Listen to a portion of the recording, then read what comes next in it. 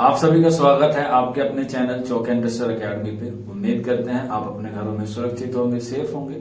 और आपको मालूम है कि जनवरी का महीना चल रहा है तो ठंड भी हो रही है काफी, तो आप लोग सर्दी से भी बचें और घरों में रहें, ज्यादा बाहर जाना जो है वो अवॉइड करें। तो क्योंकि अगर ठंड लग जाएगी तो फिर आपकी तबीयत भी खराब हो जाएगी। इसके अलावा जो कोविड-19 के जो रूल और रेगुलेशन है उसके हिसाब से आप लोग जो है वो अपने काम को अंजाम दीजिए। और जैसा कि आपको पता होगा कि 2022 सेशन स्टार्ट होने वाला है। 2021 की जो पूरी प्रक्रिया है वो लगभग कंप्लीट हो गई है। तो उसी सिलसिले में आज मैं आप लोगों के सामने रूबरू हुआ हूँ कि काफी सारे बच्चे जो हैं वो इस बात को लेकर परेशान हैं, खासकर जिन बच्चों का ग्रेजुएशन जो है वो कंप्लीट हो चुका है। अब वो आगे क्या करें, क्योंकि उसके बाद जो है वो काफी सारे रास्ते खुल जाते हैं जिनको हम लोग कहें कि कोई बीएड करना चाहता है, कोई एमए करना चाहता है, कोई एसएससी में जाना चाहता है, कोई यूपीएससी क्रैक करना चाहता है, या फिर कोई दूसरा अपना जो पैशन है, या मान लीजिए कोई क्रिकेटर या डांस में, म्यूजिक में, या और जितने भी कोर्सेज होते हैं, या अपने पैशन को फॉलो करना चाहता है, उसमें मोस्टली जो है वो आफ्टर ग्रेजुएशन जाते हैं। क्योंकि सबको पता है 12वीं के बाद आप ग्रेजुएशन करते हैं, मोस्टली बीए करते हैं, बीएससी करते हैं, बीकॉम करते हैं, या कोई और कोर्स करते हैं, बीटेक वगैरह, इंजीनियर कोर्स। तो ये सारी चीजें होती हैं 12वीं के बाद। लेकिन वहां तो आपको डिसाइड करवाते हैं आपके घर वाले कि आप लोग इसमें चले जाइए। हालांकि कुछ बच्चों की वहां राय भी ली जाती है, लेकिन ग्रेजुएशन के बाद बच्चे में इतने समझ आ जाती है कि वो किस कोर्स में जाए ताकि आने वाले वक्त में उसे जो है वो नुकसान ना उठाना पड़े। क्योंकि ग्रेजुएशन के जो बच्चे होते हैं इसमें थोड़ी बहुत समझ आ जाती है कि अब हमें आगे कौन सा फील्ड चुनना है। तो ये समझ तो आ जाती है बच्चों में कि अब हमें कौन से फील्ड में जाना है, कि अब हम लोग ऐसी तैयारी करें कि जल्द से जल्द हम लोग कामयाब हो जाए। तो अब ये जल्दी कामयाब होने वाली और लाइफ सेटल वाली और घर वालों को सुकून देने वाली कौन सी फील्ड है, इसमें बच्चे जो है वो काफी उलझ जाते हैं। हमारे पास जो ऑलरेडी बैचेज हैं उसमें भी ये काफी सारी क्वेरीज आ रही थी कि सर अब हम लोगों को ग्रेजुएशन के बाद क्या करना चाहिए। कुछ बच्चे कहते हैं कि हमें बीएड करना चाहिए, कुछ बच्चे जो है वो एमए करना चाहते हैं, और कुछ बच्चे जो है वो एसएससी की प्रिपरेशन में लग जाते हैं, जिसकी फुल फॉर्म आपको पता ही होगा, स्टाफ सिलेक्शन कमीशन जो है वो गवर्नमेंट जॉब के अधीन आते हैं। इसमें गवर्नमेंट जॉब लगती है बच्चों की, चाहे मेल कैंडिडेट हो या फीमेल कैंडिडेट हो। इनकम टैक्स वगैरह या केंद्रीय सचिवालय, जितने भी सेंट्रल गवर्नमेंट है वो ये बोर्ड निकालते हैं, स्टाफ सिलेक्शन कमीशन। हालांकि इसकी हालत आप लोग देख रहे होंगे, 2-3 साल से आप लोग ट्विटर पे काफी ट्रेंड चला था बेरोजगारी को लेकर। अगर आप इससे वाकिफ होंगे तो आपको पता होगा कि स्टाफ सिलेक्शन कमीशन यानी कि एसएससी में जाना कितना मुश्किल है। हालांकि मुश्किल इतना भी नहीं है, अगर कोई बच्चा मेहनत करे तो उसका भी सिलेक्शन हो जाता है। उसमें 2 ग्रुप होते हैं मोस्टली। एक होता है 10+2 का, जो 12वीं के बाद आप उसको पेपर दे सकते हैं, और इसके अलावा जिसे 10+2 को हम CHSL कहते हैं। और इसके अलावा एक दूसरा पेपर होता है, या कह सकते हैं उसकी एलिजिबिलिटी ज्यादा होती है, जिसे हम CGL कहते हैं, कंबाइंड ग्रेजुएशन लेवल। ये आप ग्रेजुएशन के बाद दे सकते हैं। ये एसएससी के बाद हुई। लेकिन हमारा जो आज मेन मोटर है वो खास तौर से बीएड और एमए को लेके है, क्योंकि ज्यादातर बच्चे जो हैं वो बीएड में और एमए में कंफ्यूज होते हैं कि अब हम लोग आगे क्या करें, क्या आने वाले वक्त में हमें बीएड काम देगा या एमए काम देगा। तो आज मोस्टली इस वीडियो में इन दोनों बातों पे गुफ्तगू करूंगा कि आपको बीएड करना चाहिए या एमए करना चाहिए। हालांकि आप लोगों को अपनी फाइनेंशियल सिचुएशन, अपने आसपास का माहौल और भी चीजें जो होती हैं जो आपको देखनी होती हैं अपनी पर्सनल सिचुएशन या पर्सनल लाइफ के एतबार से, तभी आप जो है वो इस कोर्स का चयन करें। चाहे आप मेल कैंडिडेट हो, चाहे आप फीमेल कैंडिडेट हो, दोनों में से भी आप पहुंचे हो, तो आप सारी चीजों को बड़े इत्मीनान से गौर फिक्र करके अपना फील्ड चुनें। क्योंकि ये चीजें जो है वो आखिर तक रहने वाली हैं, बाद में आप इसे कर लेंगे तो फिर उसमें आपको कोई नुकसान ना हो। इसीलिए आप जो है वो इन सब चीजों को पहले से आप तरीके से जांच ले, परख ले और समझ लें। तो सबसे पहले मैं आपको बता देता हूँ कि आपको ग्रेजुएशन के बाद बीएड क्यों करना चाहिए। हालांकि जो मकसद है वो सिर्फ आपको समझाना, आपको जैसा अच्छा लगे आप वो फील्ड चूज कर सकते हैं, बीएड या एमए। हालांकि दोनों ही ठीक है, अगर आप उस लेवल से या उस मद्देनजर से आप अपनी पढ़ाई को जारी रख सकते हैं। तो सबसे पहले मैं आपको बता देता हूँ एमए की बात, कि एमए के बाद आपको क्या क्या चीजें करनी होती हैं और क्या क्या आपके बेनिफिट हो सकते हैं। तो सबसे पहले आपने ग्रेजुएशन कंप्लीट कर लिया होगा, या अगर फाइनल ईयर में तो भी कोई दिक्कत नहीं है, क्योंकि आप अप ईयर में ही एग्जाम दे सकते हैं। जितनी भी सेंट्रल यूनिवर्सिटीज होती हैं एमए की, किसी भी सब्जेक्ट से हो, इंग्लिश से हो, हिंदी से हो, उर्दू से हो, संस्कृत से हो, आर्ट एंड एस्थेटिक्स से हो, जितने भी एमए कोर्सेज हैं वो आप ग्रेजुएशन के बाद कर सकते हैं। हमारे यहाँ पे एमए उर्दू की जो है वो प्रिपरेशन कराई जाती है। आप लोग 9045220432 पे हमसे कॉन्टेक्ट करके हमारे उर्दू बैचेस में जुड़ सकते हैं। जितने भी तमाम सेंट्रल यूनिवर्सिटीज हैं उनके बैचेस ऑलरेडी स्टार्ट हो चुके हैं। तो आप जिन बच्चों को एमए उर्दू में एडमिशन लेना है वो ले सकते हैं। अब एमए के फायदे क्या क्या हैं? सबसे पहले मैंने आपको बता दिया कि आपको सेंट्रल यूनिवर्सिटीज में पढ़ने का मौका मिलेगा, जो सरकारी नौकरी से कम नहीं होता। बहुत से बच्चे हर साल नया ख्वाब लेके आते हैं सेंट्रल यूनिवर्सिटीज में एडमिशन लेने के लिए, लेकिन बहुत कम लोगों का जो है ये ख्वाब पूरा हो जाता है। फिर वो अपने स्टेट की या अपने इलाके की यूनिवर्सिटी से एमए कर लेते हैं। जो एमए तो हो जाता है लेकिन वो कारआमद नहीं होता, सिर्फ आपको एक डिग्री मिल जाती है, लेकिन आपको इल्म, आपको नॉलेज, आपको तहजीब, आपको अदब, आपकी सखावत, ये चीजों से आप लोग महरूम हो जाते हैं। क्योंकि जितनी बड़ी यूनिवर्सिटी होगी उतना ज्यादा आपके अंदर अदब तहजीब आएगा और उतना ही ज्यादा आपके अंदर जो सोचने समझने की जो क्षमता है उसमें आपका विकास होगा। सेंट्रल यूनिवर्सिटीज का ये भी एक फायदा होता है। इसके बाद जब आप एमए कर लेंगे, और एमए के बाद आपको क्या करना है ये मैंने आपको एक वीडियो में बता दिया था, आपने देखा भी होगा कि आपको एमए के फर्स्ट सेमेस्टर में क्या करना है। अब मान लीजिए कि आपका एमए कंप्लीट हो गया, तो उसके बाद आपको क्या करना होता है। तो मोस्टली जो बच्चे नेट जेआरएफ क्वालिफाई करते हैं, क्योंकि उसके बाद आपको प्रोफेसर बनना होता है, लेकिन प्रोफेसर के लिए भी आपको पीएचडी होना जरूरी है। तो एमए के बाद आपको सबसे पहले नेट जेआरएफ एग्जाम होता है जो साल में 2 मरतबा होता है, उसको आपको क्वालिफाई करना होगा। उसके बाद आप पीएचडी में इनरोल होंगे और पीएचडी 5 साल की होती है। तो आप जब पीएचडी कंप्लीट कर लेंगे उसके बाद आप एक सब्जेक्ट के प्रोफेसर बन जाएंगे। किसी भी जो भी आपने सब्जेक्ट लिया होगा एमए में, उसी के आप जो है वो आगे जाके प्रोफेसर बनेंगे और नेट जेआरएफ का एग्जाम भी आप उसी सब्जेक्ट से देंगे और फिर उसके बाद पीएचडी, देन आप प्रोफेसर बन जाएंगे। किसी भी सेंट्रल यूनिवर्सिटीज में या स्टेट यूनिवर्सिटी में आप प्रोफेसर बन जाएंगे। आप प्रोफेसर बन गए हैं, उसके बाद आप पढ़ाएंगे, बच्चों को तालीम देंगे और अपना एक्सपीरियंस बच्चों के साथ शेयर करेंगे। उसके बाद जब आप रिटायर होंगे तो आपको केंद्र सरकार या राज्य सरकार की तरफ से जो कमेटी बनती है या कुछ और जो चीजें होती हैं, सरकार की तरफ से कोई संस्था बनती है या कह सकते हैं कोई ऐसी एक जांच कमेटी बन जाती है या कोई एक नया योजना आती है, तो उसमें आपको उसका अध्यक्ष या उसमें आपको मेंबर बनाया जा सकता है। ये हुए एमए के फायदे अगर आप एमए करना चाहते हैं। थोड़ा लंबा प्रोसेस है लेकिन ठीक ठाक है। आप अच्छे से, अगर आपके अंदर पेशेंस है और आप में कुछ कर गुजर जाने की शक्ति है तो आप इसे कर लेंगे। इसके अलावा एमए के साथ साथ एक और आपका बेनिफिट होता है, वो होता है पीजीटी। एक एग्जाम होता है टीचिंग के ताल्लुक से ही, कि आप अगर एमए कर लेंगे तो उसके बाद आप पीजीटी का एग्जाम दे सकते हैं, जो टीचिंग लाइन में भी जाना चाहते हैं विदाउट बीएड। लेकिन अभी नई रूल रेगुलेशन के एतबार से आपको ज्वाइनिंग के 3 या 4 साल बाद बीएड करना जरूरी हो जाएगा। तो ये बीएड आपको जरूर करना पड़ेगा अगर आप टीचर बनना चाहते हैं।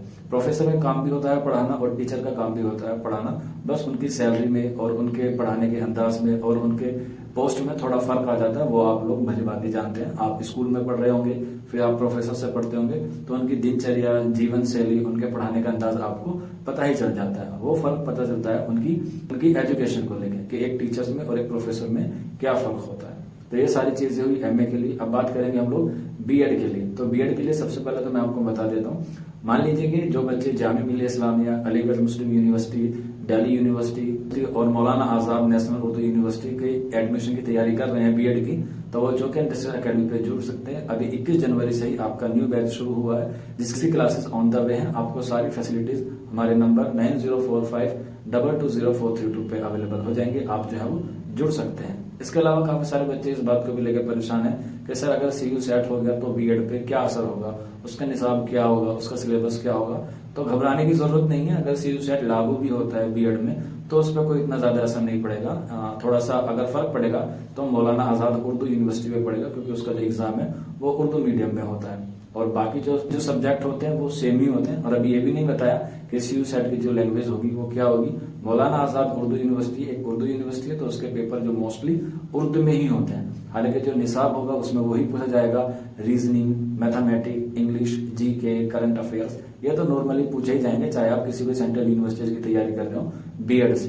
तो कहने का मेरा मुख्तसर सा मतलब ये है कि आप सीयू सेट करें या बीएड के जो निसाब है, एंट्रेंस निसाब है, उसको मद्देनजर रखते हुए तैयारी करेंगे तो बीएड में इतना आपको कोई नुकसान नहीं होगा, बल्कि थोड़ा सा आपको फायदा ही मिलेगा। मसलन ये कि मान लीजिए अगर सीयू सेट आता है तो पहली बार होगा, और पहली बार जब भी चीज कोई बनती है वो आसान बनती है। तो आपने प्रीवियस ईयर के पेपर देखे होंगे तो आपको पता चल जाएगा कि कितना टफ आते हैं अलीगढ़ मुस्लिम यूनिवर्सिटी जामिया के एंट्रेंस पेपर बीएड के।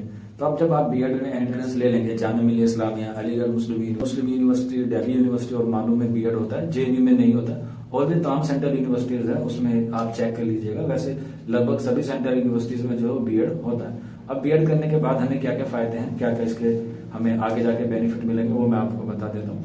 तो बीएड कर लेंगे तो उसके पहले आपको एक टीचिंग एलिजिबिलिटी टेस्ट होता है जो सेंट्रल की तरफ से होता है, जिसे हम लोग सीटेट कहते हैं। और एक दूसरा होता है जो स्टेट टेस्ट होता है। अलग अलग स्टेट है, यूपी टेट अलग होता है, महा टेट, जीके टेट, ये जितने भी स्टेट हैं वो सब अपना अपना टेस्ट लेते हैं, टीचिंग एलिजिबिलिटी टेस्ट। उसके बाद वैकेंसीज आती हैं। ये एक एलिजिबिलिटी टेस्ट होता है कि आप अब टीचर बनने के लिए तैयार हैं। अब आपको टीचर की जब भी कोई वैकेंसी आएगी तो आपको उसमें पेपर देना होगा। वो अपने अलग अलग निसाब होते हैं, अलग अलग सिलेबस होता है तमाम अलग अलग स्टेट का। सेंट्रल यूनिवर्सिटीज का अपना अलग होता है। जैसे आपको पता होगा केवीएस होता है, एनवीएस होता है, आर्मी पब्लिक स्कूल होते हैं, नवोदय होता है, DSSB TGT होता है, और भी जितने भी ये बोर्ड हैं टीचिंग के रिलेटेड, वो आपके एग्जाम लेंगे और आपको ज्वाइनिंग दे देंगे, जिसमें आपको प्राइमरी लेवल पे या कह सकते हैं अपर प्राइमरी लेवल पे, TGT पे या PGT पे आपको पढ़ाना होता है। आप जो है वो जॉब कर सकते हैं। अब मान लीजिए कि आपको गवर्नमेंट जॉब नहीं निकालती है, सरकार है, तो आपके घर की माली हालत ठीक नहीं है, आप आगे नहीं पढ़ सकते किसी वजह से, क्योंकि बीएड जो है वो एक ग्रेजुएशन का कोर्स है। हालांकि ग्रेजुएशन के बाद होता है, लेकिन बीएड ऑलरेडी एक ग्रेजुएशन कोर्स है,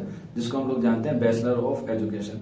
तो इसका जो मास्टर्स होता है वो एमएड होता है, मास्टर ऑफ एजुकेशन। तो मास्टर जो कम लोग करते हैं बीएड में ही जाके वो टीजीटी या अपर प्राइमरी और प्राइमरी लेवल पे टीचर बन जाते हैं। और ऐसा भी नहीं है कि अगर आपको कोई गवर्नमेंट जॉब नहीं आ रही है तो आप पढ़ा नहीं सकते। आप किसी भी प्राइवेट स्कूल में जाके आप जो है वो जॉब कर सकते हैं, अगर आपका पैशन है टीचर बनना। या फिर बहुत सारी गेस्ट वैकेंसीज निकलती हैं दिल्ली सरकार में या अदर स्टेट में, तो आप वहां जाके भी अप्लाई कर सकते हैं। आप लोग एलिजिबल हो जाएंगे, जिसके लिए आपको सीटेट या आपके स्टेट का टेट होना जरूरी है। इसके अलावा थोड़ा सा नुकसान इसमें यह है, खासतौर से जो स्टेट वाले होते हैं टीचर्स में, और यही फर्क है मोस्टली टीचर में और प्रोफेसर में, कि जो टीचर होते हैं उनको कभी जनसंख्या की जनगणना में लगा दिया जाता है, चुनाव में कोई इलेक्शन होता है तो उसमें उनकी ड्यूटी लगा दी जाती है। हालांकि और भी तमाम महकमे में ये सारी चीजें होती हैं, लेकिन टीचरों के साथ जो है वो कुछ ज्यादा ही ज्यादती होती है कि उनको अलग अलग पढ़ाने के साथ साथ और भी कि हमारे देश का जो एजुकेशन सिस्टम है वो कितने नीचे दर्जे पे चला गया है। वो यही वजह है कि टीचर्स को जो है वो पढ़ाने के अलावा और भी तमाम कामों में उसको व्यस्त रखा जाता है, जिससे वो कॉन्सेंट्रेट नहीं कर पाते बच्चों को पढ़ाने में या नई नई चीजों को इन्वेंशन करने में, उसका दिमाग जो है वो नहीं चल पाता। तो ये भी एक सरकार को देखना चाहिए कि भाई टीचर्स को सिर्फ पढ़ाने तक ही उसका काम होना चाहिए, किसी और काम में उसे इन्वॉल्व नहीं करना चाहिए। तो ये सारी चीजें हैं। आप बीएड करने के साथ साथ आप जो एमए भी कर लेंगे तो भी आपका कोई नुकसान नहीं होगा। बस डिपेंड करता है कि आपके आने वाले वक्त में क्या सिचुएशन क्रिएट होती है, क्योंकि आपको पता है जैसे जैसे सरकार साथ चीजें बदलती हैं तो आप दोनों ही चीजें जो है वो कर सकते हैं। हालांकि मैं आपको प्रेफरेंस करूंगा कि अगर आप अच्छे कोई पढ़ना चाहते हैं या अच्छा कुछ करना चाहते हैं तो आप एमए करें, क्योंकि उससे आप प्रोफेसर बनेंगे, लेकिन उसका प्रोसेस बहुत तवील है, बहुत लेंथी है। अगर आपके पास इतना वक्त नहीं है और आपके पास इतनी फाइनेंशियल स्थिति नहीं है कि आप एमए कर पाए, तो फिर आप बीएड कर ले। इससे आप जो है वो इनकम आपकी आनी शुरू हो जाएगी। आप किसी प्राइवेट टीचर बन के प्राइवेट स्कूल में भी आप एमए कर सकते हैं, उसके बाद भी आप जो है वो प्रोफेसर बन सकते हैं। ऐसी कोई बात नहीं है। जब आप नेट जेआरएफ हो जाएगा तो सरकार की तरफ से आपको जो है फेलोशिप मिल जाएगी, उससे आप जो है वो ठीक ठाक पैसे आपके आ जाते हैं और फिर आप ठीक ठाक से पढ़ाई कर सकते हैं। इसके अलावा बात करें स्टाफ सिलेक्शन कमीशन की, यानी कि एसएससी की, वो आपको बताइए, मैंने आपको शुरू में बता दिया। अब बात करते हैं यूपीएससी की। कुछ बच्चे जो है वो मन में ले लेते हैं कि हमें प्रशासनिक अधिकारी बनना है, एडमिनिस्ट्रेशन चलाना है, देश को चलाना है, क्योंकि सारा दारो मदार जो है वो आईएएस और पीसीएस पे ही होता है। नेता लोगों को कम पता होता है, और जो आईएएस पीसीएस होते हैं वो मोस्टली उनके सचिव ही बनते हैं, जिसे आप डीएम या एसडीएम कहते हैं। और जब सारे काम जो है वो डीएम के अधीन ही आते हैं, आईएएस और पीसीएस बड़े आला अधिकारी होते हैं, तो इनकी जो पहुंच है, इनकी जो पावर है वो बहुत आगे तक होती है और बहुत ऊंची होती है, और ये बहुत पावरफुल भी होते हैं। इनके पास बहुत सारी चीजें ऐसी होती हैं जो आम नागरिकों के पास या और पोस्ट के जो लोग होते हैं उनके पास नहीं होती। जितना बड़ा पद होता है उतनी बड़ी जिम्मेदारी भी होती है। तो और इसके लिए आपको बहुत वक्त देना होता है, बहुत आपको फोकस करना होता है, सभी चीजों से आपको दूर रहना पड़ता है। एकदम मान लीजिए 2-3 सालों से आप अपने दोस्तों से, अपनी फैमिली से लगभग दूरी ही बना के रखनी होती है, ताकि आप जो यूपीएससी का जो एग्जाम है वो क्रैक कर पाए। इसके क्या क्या फैसिलिटीज हैं, इसके क्या क्या बेनिफिट हैं, वो आप जानते हैं, आपने देखा भी होगा। डीएम के ताल्लुक से और एसडीएम के ताल्लुक से और जो बड़े बड़े पोस्ट हैं वो सब आप जानते हैं कि डीएम की पावर कितनी होती है। तो इसके लिए आपको बहुत सब्र की, बहुत मेहनत की, और नेवर गिव अप, यानी कि आपको कभी भी इस तरह का गिव अप नहीं करना होता, क्योंकि ऐसा नहीं है कि आप एक बार यूपीएससी के एग्जाम में बैठ जाएंगे तो वो आपका पहली ही मर्तबा में क्वालिफाई हो जाएगा। नहीं, उसके लिए 2, 3, 4 जितने भी हो सकता है लोग देते हैं। हालांकि कुछ लोगों का जो है वो पहली ही बार में क्वालिफाई हो जाता है। आप लोग जानते भी होंगे, काफी सारे ऐसे आईएएस हैं जो पहली बार में ही क्वालिफाई किया है। बाकी आप अगर अच्छे से मेहनत करेंगे तो आपका भी जो सिलेक्शन यूपीएससी में हो जाएगा। बहुत सारी संस्थाएं हैं जो आपको फ्री में कोचिंग कराती हैं। आप इंटरनेट के माध्यम से जान सकते हैं कि कहाँ पे आईएएस की तैयारी अच्छी कराई जाती है। हालांकि मेरा खुद का एक ओपिनियन है उन तमाम बच्चों के लिए जो ये वीडियो देख रहे हैं, भले ही आप यूपीएससी क्रैक करें या ना करें, या मान लीजिए कि आपने एमए किया है या बीएड भी कर लिया और आप एसएससी में भी सिलेक्शन हो गया है आपका, या अब आप तैयारी कर रहे हैं एसएससी की, तो ठीक है। लेकिन आपको मैं पर्सनल सजेशन देना चाहूंगा कि अगर एक मरतबा जो है आप जो है वो आईएएस की तैयारी करें। इससे ये होगा जो और होगा आपके सोचने का समझने का जो मायार होगा, जो लेवल होगा वो बढ़ जाएगा। भले ही आप यूपीएससी में सिलेक्ट हो या ना हो वो अलग बात है, लेकिन आप जिस फील्ड में भी जाएंगे, मान लीजिए कि आपने एमए कर रखा था, उसके बाद आप नेट जेआरएफ हो गया, पीएचडी भी हो गया, आप प्रोफेसर भी बन गए, अच्छी बात है। तो आपने यूपीएससी की भी तैयारी की होगी उस वक्त में, तो आपका जो समझने का, समझाने का और आपको लोगों को एक्टेट करने का जो तरीका होगा या किसी भी सिचुएशन को हैंडल करने का होगा वो और तमाम प्रोफेसर से थोड़ा अलग होगा। और वही कंडीशन आप बीएड में देख सकते हैं। हालांकि बीएड में जो टीचर होते हैं वो छोटी पोस्ट पे होते हैं, लेकिन अगर आपने 1-1.5 साल जो है वो तैयारी करी होगी यूपीएससी को, तो आप फर्क देखेंगे अपने दूसरे वाले जो आपका कलीग होंगे और आप खुद होंगे, देखेंगे कि आप में क्या फर्क है। और ये बात आपको जब पता चल जाएगी जब आप यूपीएससी के एक बार निसाब देखेंगे, उसका सिलेबस देखेंगे और उसकी तैयारी में जो है वो आप अपना टाइम थोड़ा सा लगाएंगे, तो आपको पता चल जाएगा कि भाई हाँ यूपीएससी हमें क्यों करना चाहिए। आप नहीं कर पाए किसी वजह से, तो हो सकता है कि आपकी आने वाले जनरेशन को आप बता सकें कि भाई आप जो है वो यूपीएससी की तैयारी करें, इससे ये फायदे होते हैं। बाकी 5वां ऑप्शन मैंने आपको बता दिया है। आप अपना पैशन फॉलो कर सकते हैं, क्रिकेटर बन सकते हैं, फुटबॉलर बन सकते हैं, हॉकी में जा सकते हैं, राइटर बन सकते हैं या म्यूजिक सिंगर बन सकते हैं, और भी जितनी भी चीजें हैं जो आपके हिसाब से आपका पैशन है आप उससे फॉलो कर सकते हैं। बाकी आज की वीडियो में इतना ही था। उम्मीद करते हैं आपको सारी चीजें समझ में आ गई होंगी। फिर भी कोई डाउट रह जाता है तो आप नीचे कमेंट बॉक्स में हमसे पूछ सकते हैं। हाँ, अगर कोई बच्चा जामिया मिलिया इस्लामिया, अलीगढ़ मुस्लिम यूनिवर्सिटी, मानो डीयू के बीएड एंट्रेंस एग्जाम में एडमिशन लेना चाहता है हमारे यहाँ पर, तो वो ले सकता है, आपको मैंने बता दिया है। या फिर आप एमए करना चाहते हैं उर्दू से, तो भी आप हमारी एकेडमी को ज्वाइन कर सकते हैं। मिलते हैं आप लोगों से जल्दी नेक्स्ट वीडियो में। शुक्रिया।